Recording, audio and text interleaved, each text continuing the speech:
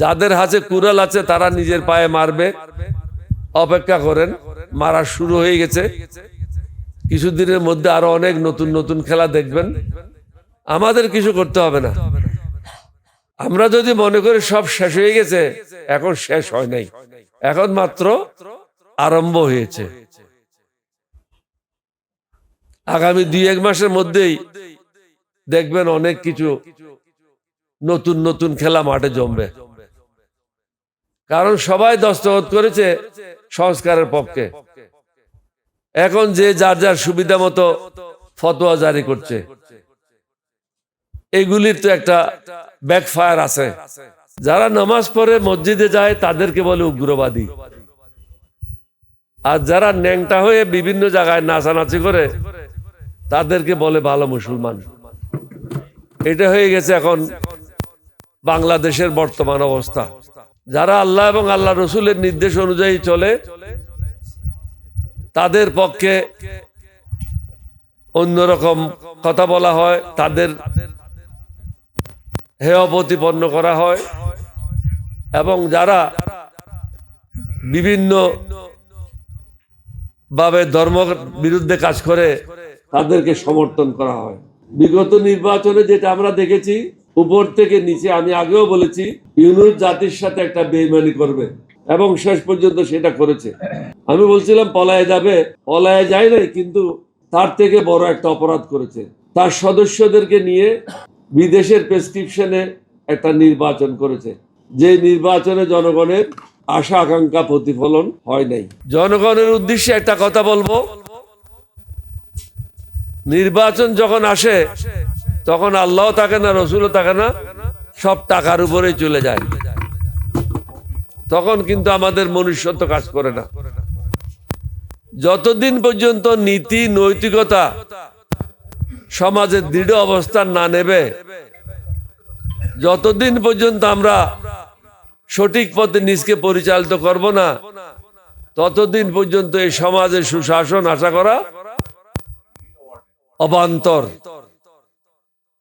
কারণ আপনি মাদার গাছ লাগাবেন, ওখানে কলা খেতে চাবেন, এটা হবে না। আপনি মার্কায় ভোট দিলে হবে না, আপনাকে ভোট দিতে হবে উপযুক্ত ব্যক্তিকে। ওই উপযুক্ত ব্যক্তি যেই দলের হোক, সেটাই হবে একটা মানুষের কাজ। কিন্তু আমরা এই নির্বাচনে দেখেছি 11 দলীয় জোটের প্রার্থীরা একদিকে এবং সমগ্র দেশ প্রশাসন একদিকে। সমগ্র দেশ বলতে আমি ইউনিসের আন্ডারে যারা কাজ করে তাদের কথাই বলছি। এখন তো একজন উপদেষ্টা অকপটে স্বীকার করেছে তার বাবাও ছিল শহীদ রাষ্ট্রপতি জিয়াউর রহমানের,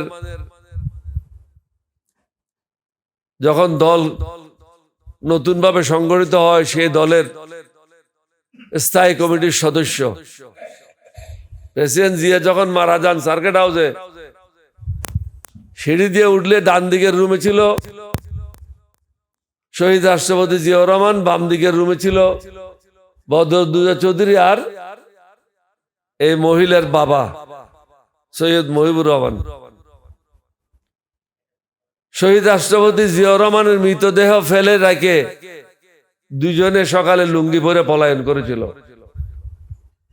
সুতরাং তাদের বংশে যারা আসছে তাদের কাছ থেকে কি আশা করতে পারেন?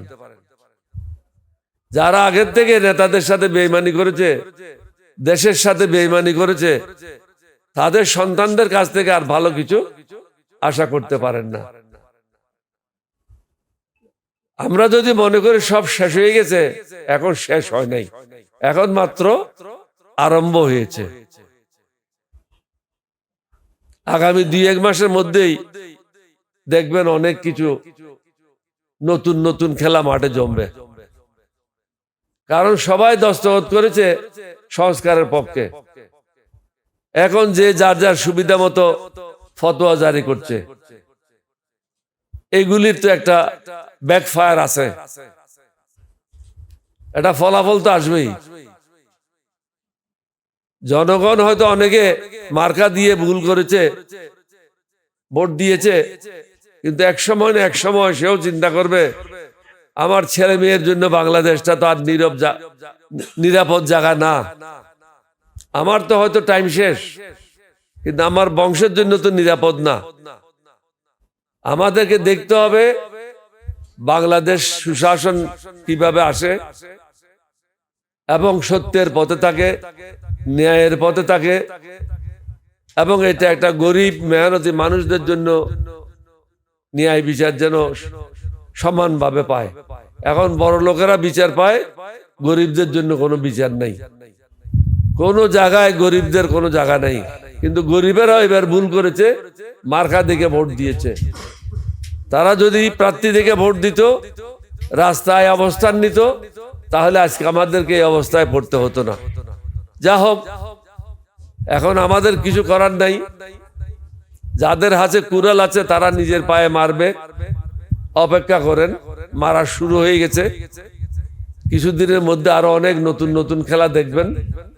আমাদের কিছু করতে হবে না। যারা ভুল পথ দিয়ে আসে, ভুল পথে তাদেরকে আবার যাইতে হবে।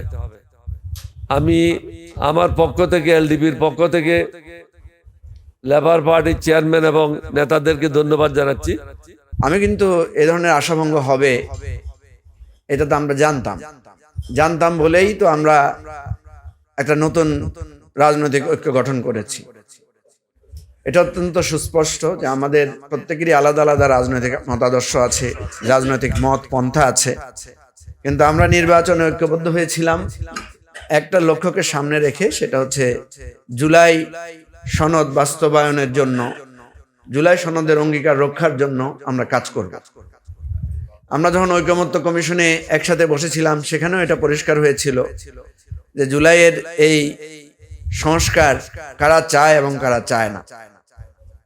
যারা নোট অফ ডিসেন্ট দিয়েছিলেন, আমরা অনেকভাবে যুক্তি দিয়ে তাদেরকে বুঝিয়েছিলাম যে আপনাদের যুক্তিটা তো অত্যন্ত ঠিক আছে, কিন্তু এই রাষ্ট্রের পরিবর্তনের জন্য যুক্তি মত নিজের চিন্তার ঊর্ধ্বে উঠে আমাদেরকে জাতির স্বার্থে একতাবদ্ধ হতে হবে। সেদিন তাদেরকে আমরা একমত করতে পারি নাই। এখন নির্বাচনে তারা সরকারে গিয়েছেন, ক্ষমতায় অধিষ্ঠিত হয়েছেন। আমাদের দায়িত্ব হবে যেই অভ্যুত্থান, যেই প্রত্যাশা নিয়ে আমরা ঘুরে দাঁড়িয়েছি, সেই প্রত্যাশাটা বাস্তবায়নের জন্য আমাদের সবাইকে একতাবদ্ধ থাকা। আমরা ইনশাআল্লাহ রমজানের যেই অঙ্গীকার, রমজানের যে আবহ, রমজানের যে শিক্ষা, সেই শিক্ষাকে কাজে লাগিয়ে আমরা আমাদের সেই কাঙ্ক্ষিত লক্ষ্যে জুলাই অভ্যুত্থানের স্বপ্ন বাস্তবায়নে আমরা এগিয়ে যাব।